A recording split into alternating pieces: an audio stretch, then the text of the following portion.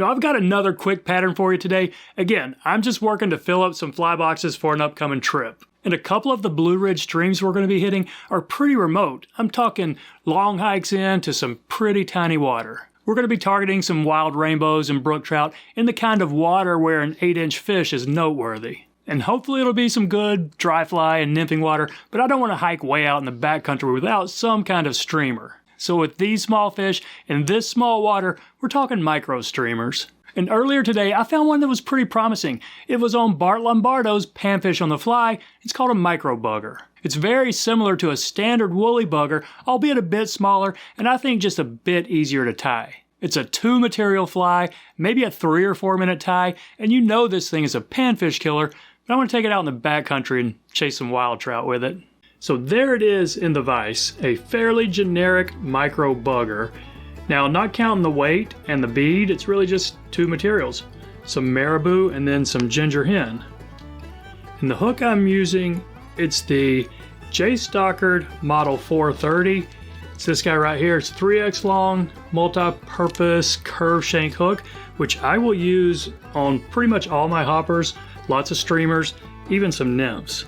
Now, Bart did not weight his, but I'm going to.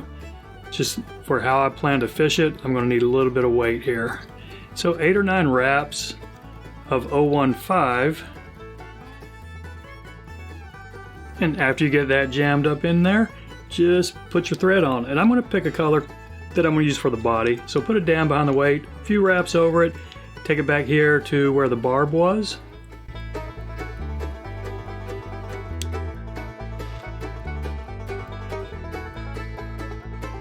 And first thing we're going to catch in, just a big tuft of marabou. And you can pretty much go with any color you want. I'm just going to take the tip and maybe a body length right here. It's still going to have some good movement even though we're just using the tips there. So let's catch this in with 2 wraps.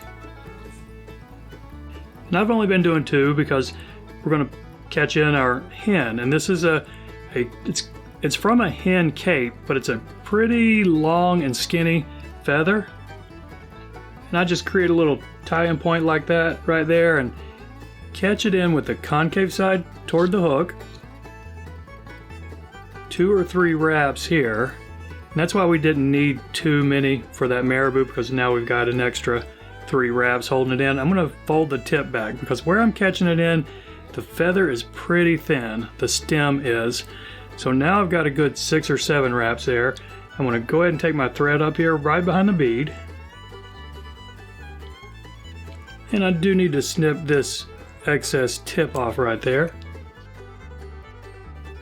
And how I've been doing the bodies, I just lick my fingers, kind of pull it up, and then twist this together. I'm creating a marabou rope. And I'm just going to wrap it right on up to behind the bead. And every couple of wraps you might need to give it another spin.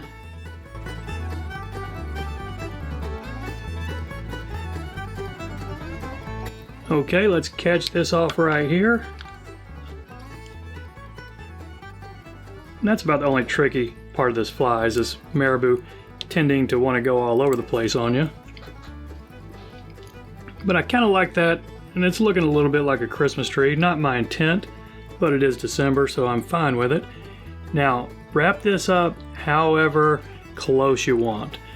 I'm going to try to spread it out pretty good, but I'm going to also try to preen them back as I go up. Doesn't always work, but we'll try.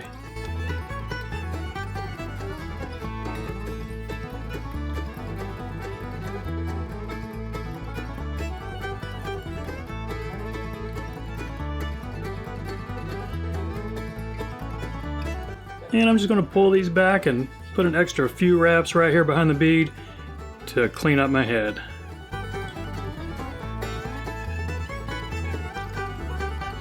So there we go, not a lot of cleanup on a big buggy fly like this, and I think it's going to fish just fine. So that's it, my friends. I appreciate you watching. Now stick around a couple minutes if you want to see some footage of me fishing on Beaver Creek this past weekend.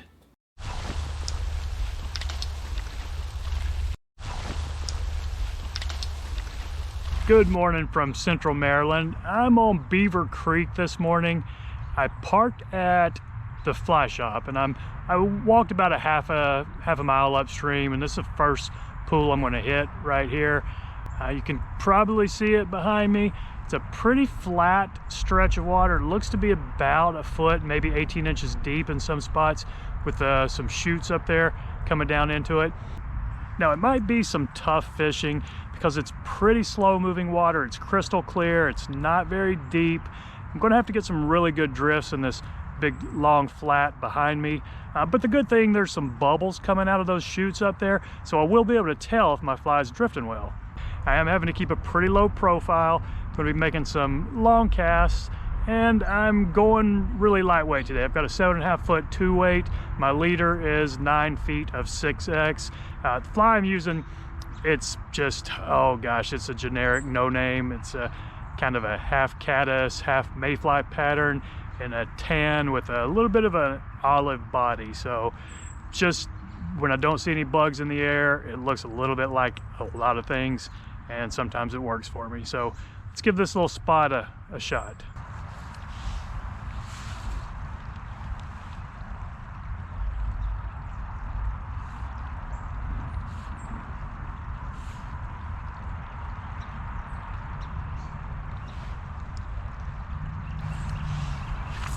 There we go, look at that.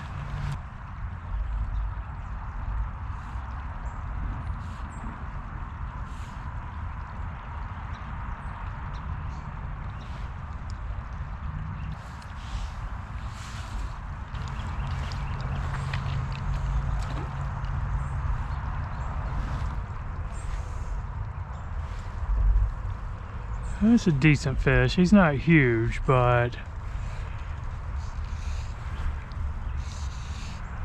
let's keep him up, keep him up. A little side pressure.